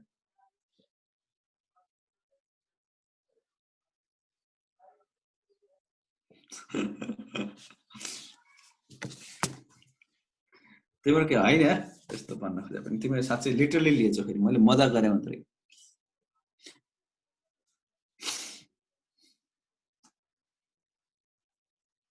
है। तर पीएमको कहानी फेरि फरक छ हैन त। ल सी नम्बर त्यस पछाडि अब वर्क एक्सपिरियन्सको कुरा गर्दै थियौ नि अघि। वर्क एक्सपिरियन्सको कुरा यहाँ पनि छ। कुनै पनि व्यक्ति जसलाई चाहिँ हामी यो पदमा राख्न चाहन्छौँ त्यो व्यक्ति कस्तो हुनु पर्यो त भन्दाखेरि एक वर्क एक्सपिरियन्स भएको हुनु पर्यो। कुन फिल्डमा? Economic, monetary, banking, financial, commercial law sector after having attend at least master degree है। यो होइन कि ब्याचलर गरेर एक्सपिरियन्स लिएको व्यक्तिलाई त्यो एक्सपिरियन्सलाई हामी काउन्ट गर्दैनौँ। Experience after attaining master degree हुनु पर्यो है। The person must have master degree. Okay, otherwise त्यसको एक्सपिरियन्स काउन्ट हुँदैन या एलिजिबल हुँदैन। ओके, अनि त्यही मास्टर डिग्री यहाँ सब्जेक्टहरू दिएको छ जस्तो economics, monetary, banking, finance, commerce, management, public administration, statistics, mathematics and ल भनेर यसरी विभिन्न सेक्टर्सहरूलाई चाहिँ यसले कभर गर्छ। एक्सप्लेनेसनमा के भन्छ? एक्सप्लेनेसनमा वर्क एक्सपिरियन्स भने के हो त? माथि के भनौँ? Work experience in this field भयो। त्यस पछाडि आफ्टर भनेर एउटा कन्डिसन लगाइदियो, after attaining master degree subject. Okay, अनि अब वर्क एक्सपिरियन्स कति त त्यो त भनेकै छैन। त्यही भएर वर्क एक्सपिरियन्स कस्तो खालको वर्क एक्सपिरियन्स भनेर एक्सप्लेनेसन तल दिएको छ।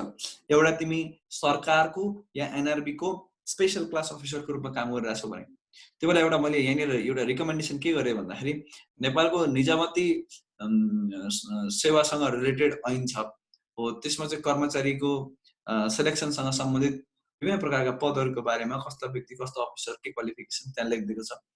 अहिले होइन फुर्सदमा कहिलेकाहीँ निद्रा लागिरहेको बेला त बुझिँदैन होइन, कहिलेकाहीँ अल्छी लागिरहेको बेला भनौँ न, पढ्न अल्छी लागिरहेको बेला यो यसो रिसर्च गरौँ न त भनेर रिसर्च गर्न चाहनेले गर्दा हुन्छ। निजामती कर्मचारी सेवासँग सम्बन्धित ऐन है।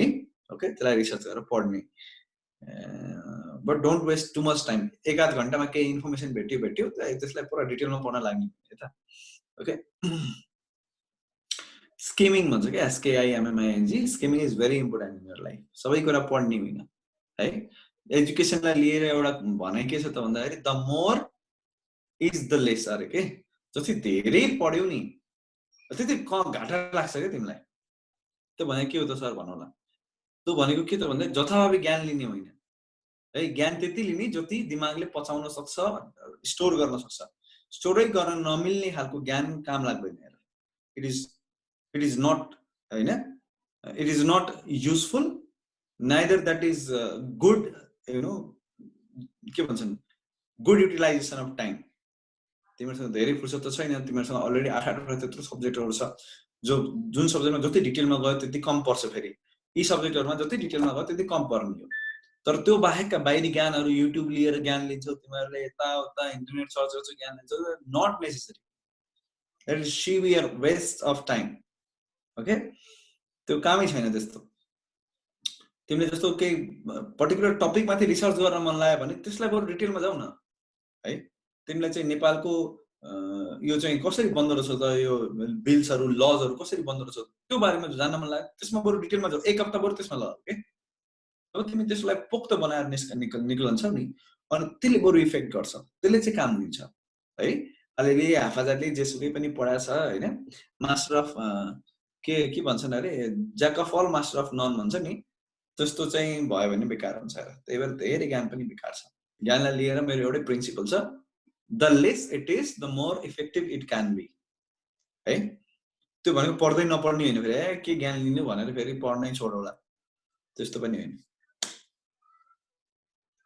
डाइभर्सिफाई गर्नु भनेको आफूलाई धेरै मलाई सबै थाहा पाउनु छ भनेर आफूलाई धेरै ठाउँमा डाइभर्सिफाई गर्यो भने तिमी स्पेशलिस्ट बन्दैनौ है। Okay, so that is not good.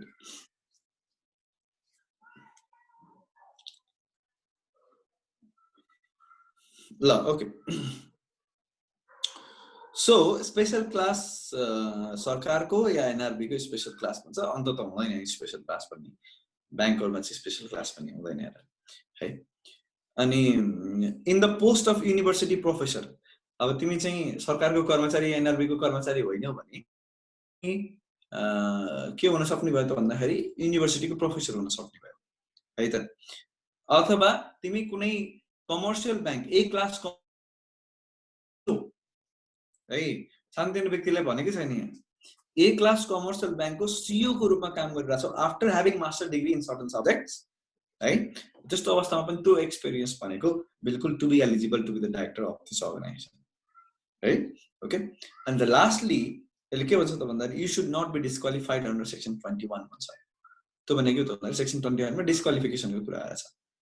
Okay, डिस्क्वालिफिकेसनमा 1-2टा point त तिमीलाई थाहा छ, ब्याङ्क्रप्सीको कुरा होइन, इन्सेन हुने कुरा है, त्यस्तो कुराहरू त छँदैछ।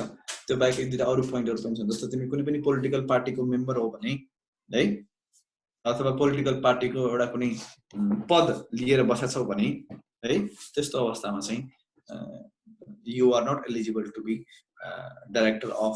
डाइरेक्टर भनेपछि मैले तिमीलाई सबै भने है, डाइरेक्टर भनेपछि यहाँ governor, deputy governor and other director सबै पर्छ है त।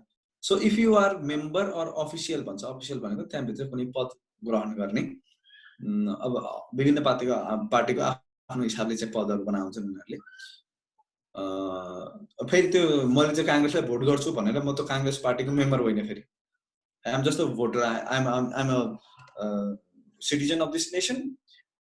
In regards to that, if I vote to some people from certain party, that doesn't mean I am the member of that party. मैले आज काङ्ग्रेसलाई भोट गरेँ, अर्कोचोटि एमएलए गर्न सक्छु, and the next time I can go for the Maoवादी, or third time I can have my own party है। Okay, active as a केन्द्र member भनेर तिम्रो नाम रजिस्टर हुन्छ क्या। हाम्रो को मेम्बर हुनुहुन्छ भनेर पार्टीले केन्द्रीय मेम्बरहरूको नाम रजिस्टर गर्छ है। जब पार्टीले केन्द्रीय मेम्बरहरूको नाम रजिस्टर गर्छ, 10,000 20,000 जतिजना हुन्छन् केन्द्रीय मेम्बरहरू, उनीहरूको नाम रजिस्टर गरिसके पछाडि होइन, अनि त्यस पछाडि बल्ल पार्टी दर्ता हुने हो। पार्टी दर्ता हुनलाई त मान्छे चाहिन्छ नि त। हो त्यो पार्टी दर्ता हुँदाखेरि त्यो व्यक्तिहरू कसले साइन गरेको थियो, कसको नाम त्यहाँ थियो, हो त्यस्ता व्यक्तिहरूलाई चाहिँ मेम्बर अफ द पार्टी भनेर भनिन्छ है। ओके, नाउ डिस्क्वालिफिकेसन नम्बर 1 त्यही थियो। डिस्क्वालिफिकेसनमा पहिलो चाहिँ पोलिटिकल पार्टीको मेम्बर अथवा त्यहाँभित्र कुनै पद लिएर बसेको व्यक्ति हुनु भएन। भोटर्स मेयरली अ भोटर हुन सक्छ। बी नम्बर पोइन्ट चाहिँ person blacklisted in relation to the transaction of the commercial bank or financial institution. जो व्यक्तिको नाम ब्ल्याकलिस्टेड छ, त्यो ब्ल्याकलिस्टेड भएको व्यक्ति चाहिँ automatically he is not qualified to be the directors of this NRB है।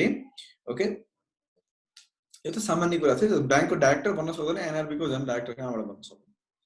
अनि अर्को कुरो सी नम्बर पोइन्टमा के लेखेको छ, official currently engaged in any commercial bank or financial institutions. हेर माथि के भनेछ त, कमर्सियल बैंकको ए क्लासको सीईओ को रूपमा काम गरेको व्यक्तिलाई हामी यता डाइरेक्टर बनाउन सक्छौँ देखाछ। तर के भन्छ, त्यो व्यक्ति जो अलरेडी अफिसियल भएर काम गरिरहेछ त्यसलाई यता पनि अफिसियल, ऊ चाहिँ बैंकको अफिसियल अरे कुनै एउटा चाहिँ सपोज तिमीले एनआइसिआइसिआई बैंकको एउटा कुनै व्यक्ति अफिसियल लेभलमा काम गरिरहेको व्यक्ति, सीईओ लेभलमै काम गरिरहेको व्यक्ति, उसलाई यताको डाइरेक्टर बनाउनलाई उसले यताको सीईओ छोड्नुपर्छ। छोड्यो भने यता काम गर्न पाइयो। तर यतातिर म सीईओ, यतातिर एनआइसिआइसिआई को सीईओ हो, म एनआरबी को चाहिँ डाइरेक्टर, यस्तो हुँदैन है। You have to leave that post. Okay, you have to leave the CEO in NICACI in order to be the director in NRB. Okay, so त्यही कुरा गर्छ। You should not be currently engaged. Currently engaged भनेको यतातिर NRB मा post appoint हुँदै गर्दा उ चाहिँ यतातिर CEO को रूपमा चाहिँ काम गरिरहेको हुन भएन भनेर भन्नु। C को कुरा। अनि D को कुरा, person having 5% or more shares or voting right in commercial bank or financial institutions. This is very very important है। त्यसलाई गोलो घेरा लगाऊ। यहाँबाट केस स्टडी चाहिँ बन्न सक्छ है। जस्तो कुनै XYZ नाम गरेको व्यक्ति सीईओ सर्टन अर्गनाइजेसन्स, उसले त्यो अर्गनाइजेसनको अथवा बैंकको 3% सेयर होल्ड गर्छ। अनि त्यसपछि अर्को चाहिँ एबीसी भन्ने एकजना व्यक्ति छ, त्यसले एउटा सर्टन अर्गनाइजेसनको 10% सेयर होल्ड गर्छ। कसलाई चाहिँ हामी चाहिँ एनआरबी को डाइरेक्टर बनाएर राख्न सक्छौँ, कसलाई चाहिँ एनआरबी को डाइरेक्टर बनाएर राख्न सक्दैनौँ, किन राख्न सक्दैनौँ, यसको बारेमा एनालाइसिस गर्दै भनेर 4-5 मार्क्सको क्वेसन सोधिन सक्छ। नाउ त्यो व्यक्ति जसको चाहिँ कुनै एउटा कमर्सियल बैंकको स्टेक को मात्र 5%, लेस देन 5% होल्ड गरिरहेछ भने the person is eligible to be director of NRB. If he is not holding that much stake, he is not eligible to be the director of NRB. Okay, so त्यही सँगसँगै मैले चाहिँ D number पोइन्टलाई एकदमै important point भनेर भने। D number point is that. अब ई number पोइन्टको कुरा गर्दाखेरि a person rendered bankrupt for being unable to pay debts to the creditor. Obviously bankrupt भन्दा बित्तिकै he is not able to pay debts है, उसले चाहिँ डेट्स पे गर्न सकेन। नेपालमा डेप्ट भन्ने चलन छ गाउँघरमा, शहरमै पनि डेप्ट भन्छन् कतिजना व्यक्तिहरूले, but dept is very much absolutely incorrect word है। DEPT is not dept, it is debt. कतिलाई चाहिँ आउँछ होला, त कतिले चाहिँ आउँदा आउँदै पनि ख्याल गर्दैन हामीले है। So be understandable on it. तिमीहरूले चाहिँ कहिले पनि प्रोनाउन्सिएसनमा ध्यान दिने। You should always take care of your pronunciation, otherwise you have not learn the communication skills है।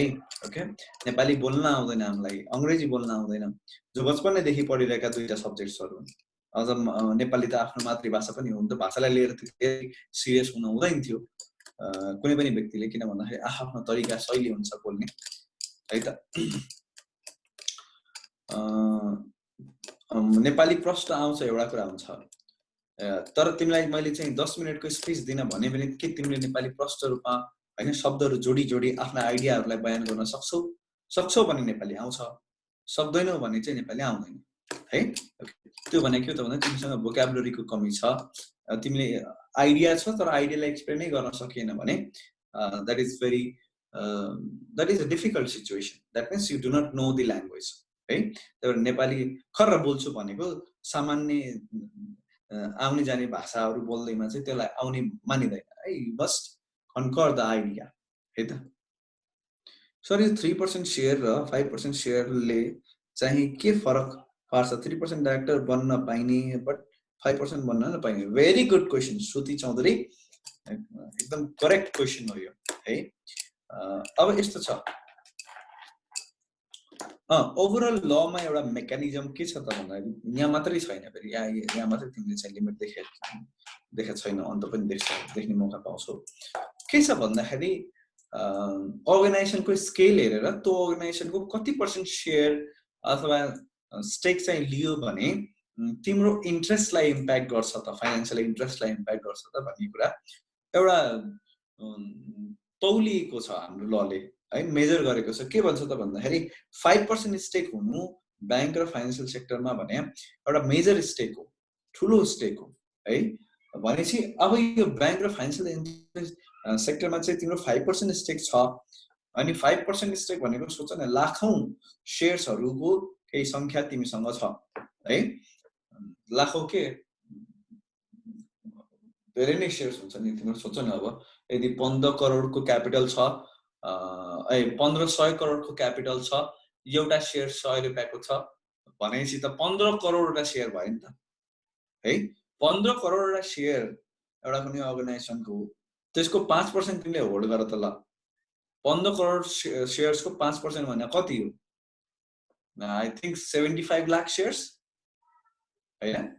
75 लाख सेयर्स अहिलेको मार्केट भ्यालु कति पुगिसक्यो होला हैन, कति पुग्यो होला? त्यो 100 रुपैयाँ त फेस भ्यालुको कुरा गर्दैछौँ। If you have 75 lakh shares and the market value of these shares is at least like 300 or 400 हैन, त्यो भनेको चाहिँ कम से कम मैले देखे अनुसार चाहिँ if I say 300 that means तिमीसँग कति हुने भयो? 75 लाख into 300 गरेर त 7 या 21 21 करोड हो हैन। 22 करोड 22 करोडको त सेयर संख्या, सेयर भ्यालु मात्रै तिमीसँग छ है।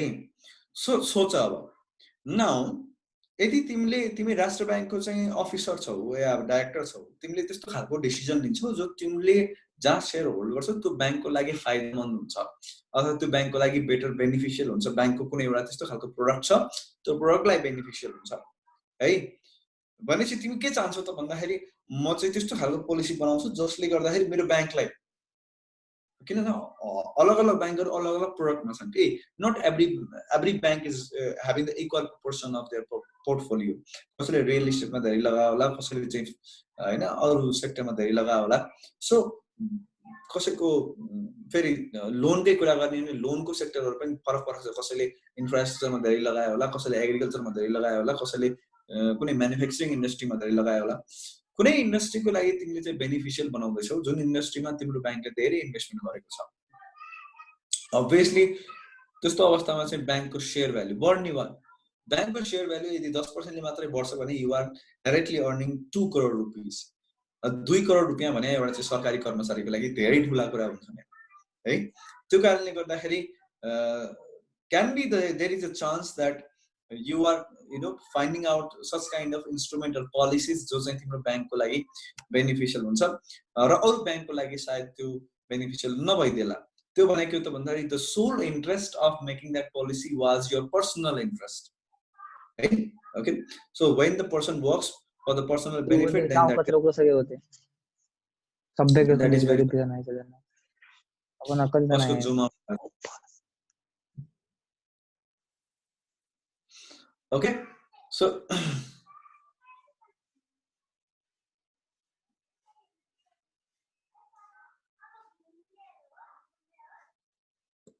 sir अब A B भने अब भने होला इन्डिभिजुअली त 5% होला नि सर ब्याङ्क या फाइनान्शियल इन्स्टिट्युसनको, नत्र टोटलमा सबै ब्याङ्क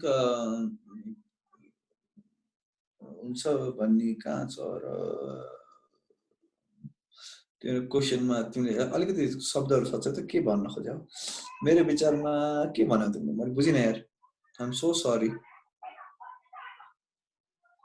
भन्न खोजेको पार्टिकुलर बैंक या इन्स्टिट्युसनमा 5% मात्र भन्ने हो कि सबै टोटल त्यसको अब एउटा बैंकमा मात्र नभएर सबै बैंकमा धेरै बैंकमा हुन सक्छ, टोटलमा भन्ने त हैन, पार्टिकुलर बैंकमै हो। एउटा बैंकमा 5% है, थुप्रैमा त मिलाएर धेरै होला हैन। यस्तो सोच न, जस्तो मैले 5% पनि एक किसिमले फेरि त्यो अलिकति क्वेशन चाहिँ प्राग्मेटिक देखिदैन। किन भन्दाखेरि जस्तो मैले थुप्रै ब्याङ्कहरुको चाहिँ लेस देन 5% शेयर होल्ड गरिरहेको छु भने सबै जोडेर त एभरेजमा पनि त लेस देन 5% हुन्छ नि, बढ्ने त कुरो भएन। सेयर संख्या बढ्दैमा फेरि त्यसको बेस पनि त बढ्ला नि त। मैले 10 वटा ब्याङ्कमा सेयर इन्भेस्ट गरेँ, सबैमा 2% इन्भेस्ट गरेँ भने 10% हुन्छ कि 2% नै हुन्छ त? द्याट इज 2% है। If 2 is average and average of 2 is also 2 है त, त्यो कारणले त्यो त बढ्दैन नि त। नम्बर अफ सेयर्स पो बढ्ने भयो त, बट पर्सेन्टेज त बढ्दैन नि है। Because when I divest into some other bank, ultimately फेरि त्यो ब्याङ्कको टोटल सेयर संख्यालाई मैले डिभाइड गर्न लान्छु नि त। त्यो कारणले गर्दाखेरि average will not increase if you increase your number of shares along with the number of banks है। ओके,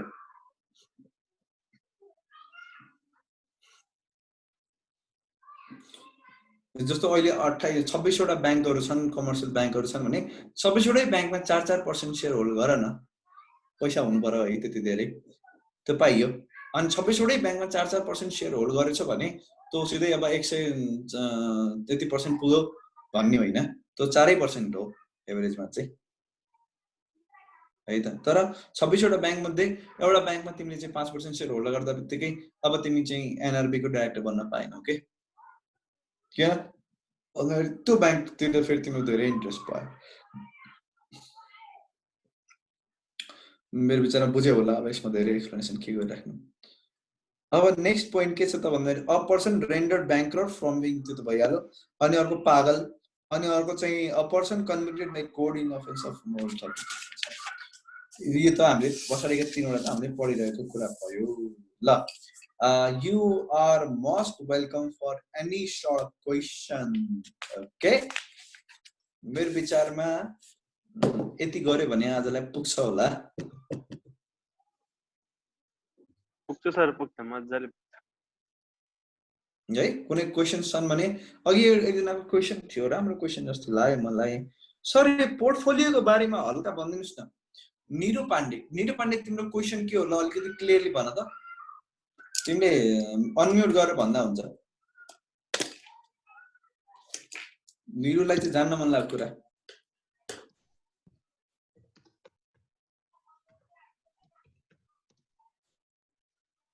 ल त भन्दैन नि त, भन न हौ। ग्राउन्ड्स अफ रिमुभलमा धेरै कुराहरू चर्चा गर्नुपर्ने छ, भ्याइँदैन होला। बरु तिमीहरूको मनका क्वेसनहरू चाहिँ मैले लिन सक्छु।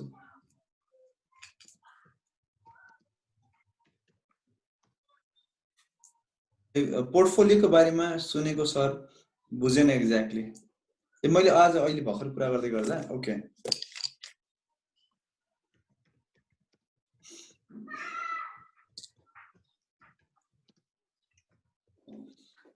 ओके ठिक छ। अलिकति यो बाहिर पनि जान्छ है प्रसङ्ग, त्यही भएर सरले फेरि बाहिरको कुरा गरे भनौँला। पोर्टफोलियो भने तिमीसँग भएको पैसालाई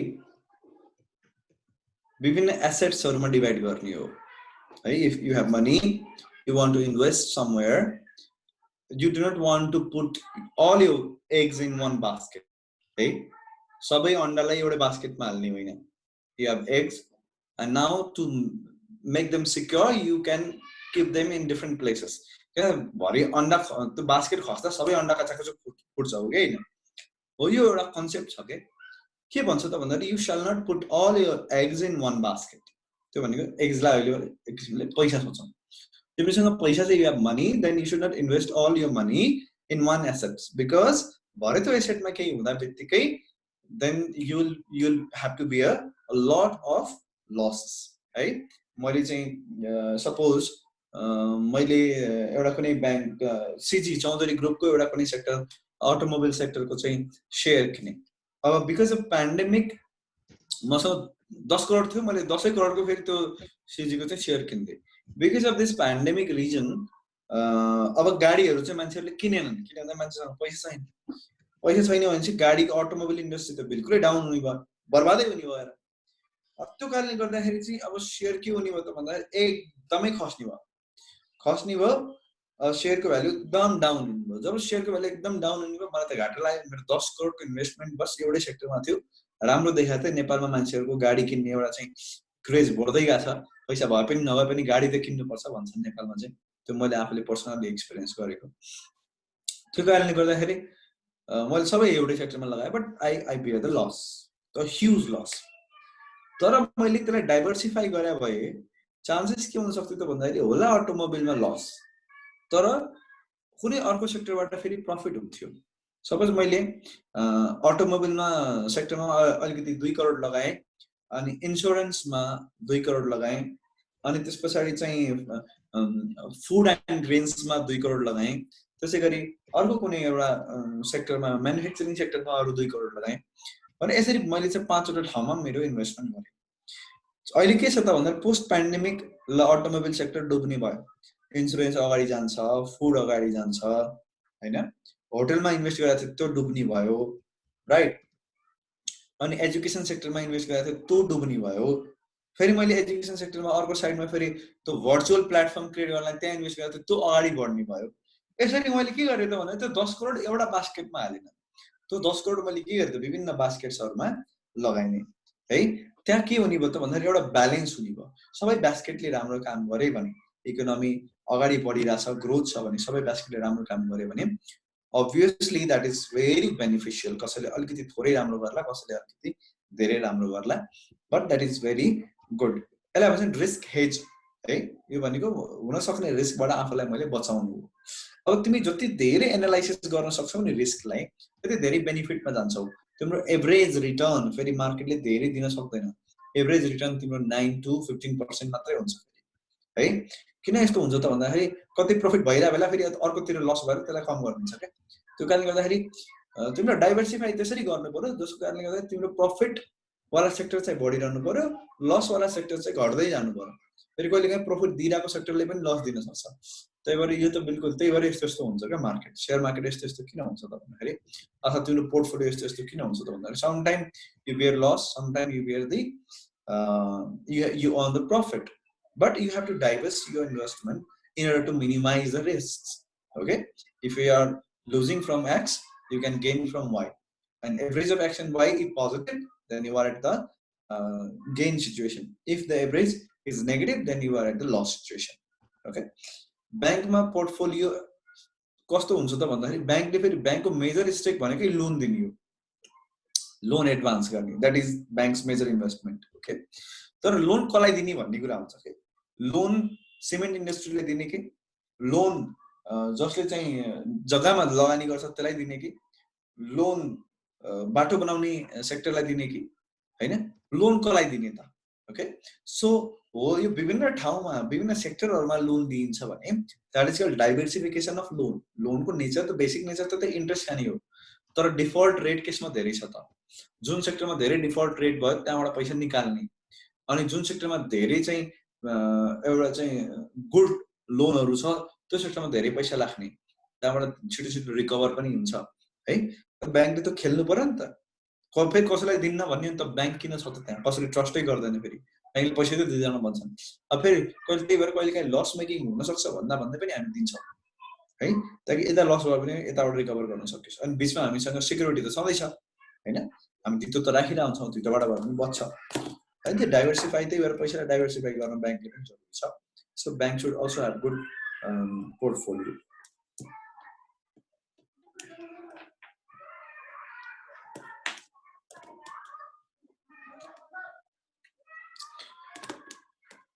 One person from the former governor भनेको को त भन्दाखेरि जो पुराना गभर्नरहरु, पूर्व गभर्नर भनेको के, जो पुराना गभर्नरहरु छन् उनीहरुमध्ये एकजना व्यक्तिलाई चाहिँ रिकमेन्डेसन कमिटीमा ल्याइन्छ।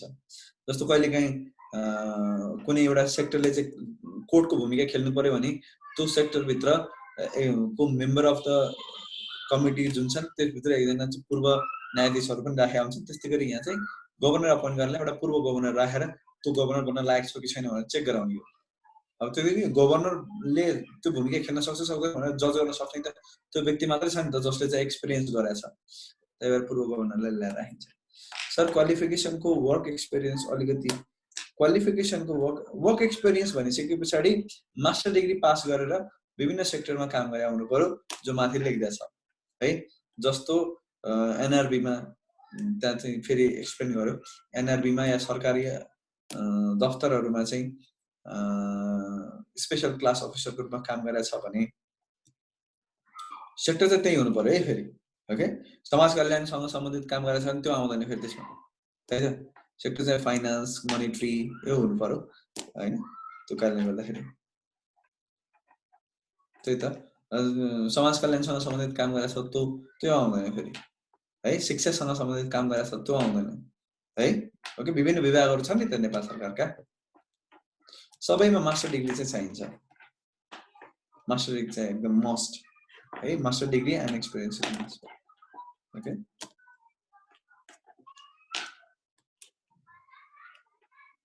ल disqualified भएको पर्सन फेरि क्वालिफाइड भयो भने can you see immediately apply for the director of NRB gap कति इयर्सको हुन्छ ग्यापको कुरै छैन यहाँ there is no gap requirement if you are discharged then you can be तिमी ब्ल्याकलिस्ट बाट जस्तो ब्याङ्किङ सेक्टरमा छ कि एक्चुअली ब्ल्याकलिस्ट भएको व्यक्ति 3 वर्षको लागि त्यसले चाहिँ के गर्न पाउँदैन भन्ने छ त्यहाँ बाफियामा पढ्नुपर्छ हैन अनि त्यो अर्को लले चाहिँ त्यहाँ यसलाई चाहिँ दुःख दिन्छ यसमा त त्यस्तो केही पनि छैन तर मैले एउटा एक्जाम्पलको रूपमा भनेको थिएँ मलाई ब्ल्याकलिस्ट भएको व्यक्तिले 3 वर्षसम्म त गर्न पाउँदैन भनेर लेखा छ है यस्तो पदहरुमा अपोइन्ट हुन नपाउने भनेर लेखा छ यहाँ नलेखे पनि फेरि अर्को लले चाहिँ कभर गर्छ जस्तो अब तिमी कुनै पोलिटिकल पार्टीको मेम्बर हौ तिमीले पोलिटिकल पार्टीको मेम्बरशिप छोड्दियौ भने अर्को दिनै तिमीले अप्लाई गर्न पाउँछौ त्यसको लागि कुनै लिमिट छैन तिमी ब्याङ्करप्ट भयो अब ब्याङ्करप्ट भएको मान्छेलाई चाहिँ ब्याङ्कको गभर्नरको रूपमा कसैले अपोइन्ट गर्दैन कसैले गर्दैन तिमी डिस्चार्ज भए पनि गर्दैन नोबडी विल अपोइन्ट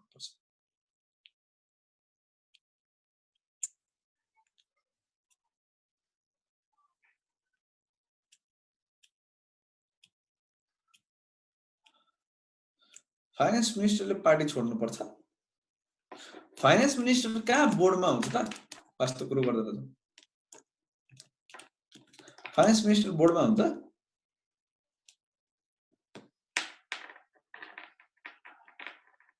सेक्रेटरी पो हुन्छ त वित्त मन्त्रालयको सचिव आफै ब्युरोक्राट छ त्यो पार्टीको हुँदैन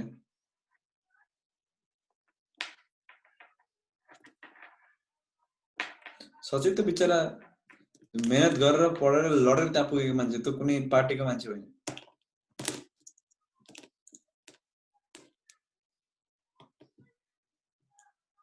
है ओके ल आजलाई यति गरौँ I think you have learned a lot है अझै पनि केही जिज्ञासाहरु छन् भने तिमीले भोलिको क्लासमा सोध्दा हुन्छ थ्यांक यू गाइस